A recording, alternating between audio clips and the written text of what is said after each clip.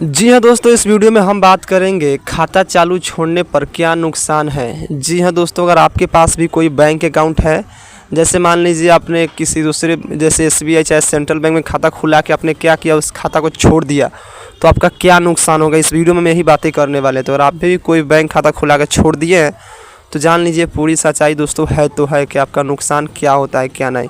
तो चलिए दोस्तों फाइनली वीडियो स्टार्ट ही करते हैं। देखिए दोस्तों, आज के समय में बात की जाए तो दोस्तों 80 से 90% लोग ऐसे हैं जिनके पास 2, 4, 5, 10 खाते हैं। मतलब 80 से 90% लोग ऐसे हैं जिनके पास 2 प्लस खाता है ही, 2, 3 खाता है ही। तो दोस्तों बात करें कि अब खाता खुला के छोड़ दे तो आपका नुकसान क्या होता है, ये बातें हम करते हैं। दोस्तों जैसे मान लीजिए आपने एसबीआई के छोटे बैंक में खाता खुला लिया, जनधन में, ठीक है। एसबीआई चाहे पीएनबी पंजाब नेशनल बैंक चाहे सेंट्रल बैंक, अपने जनधन में छोटे बैंक में खाता खुला लिए।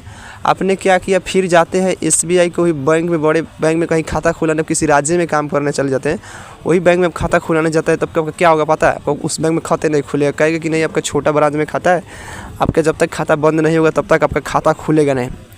तो आपका नुकसान क्या होता है, यहीं पर आपका नुकसान होता है कि आपका खाता, मतलब जैसे एसबीआई में है, आप एक एसबीआई के बड़े बैंक में खाता खुलाना चाहते हैं, किसी दूसरे राज्य में चले जाते हैं, खुलाना चाहते हैं, आपको वहाँ खुलेगा नहीं। बाकी दोस्तों नुकसान की बात करें तो ऐसा कुछ भी नुकसान नहीं होता, लेकिन यही होता है कि आपका खाता नहीं खुल पाएगा दूसरा बैंक में, ठीक है।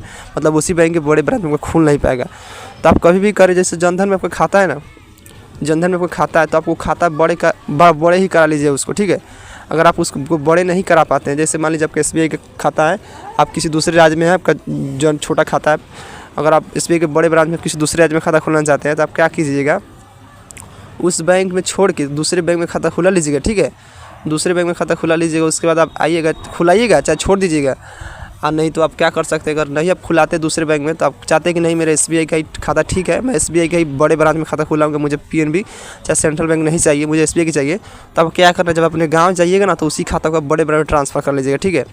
दोस्तों नुकसान आपका ही होता है कि आपका दूसरा बैंक में, मतलब उसी बैंक दूसरा बैंक में खाता नहीं खुलेगा, बड़ा में आपका ट्रांसफ़र हो सकता है, लेकिन बड़ा में नहीं खुल सकता है।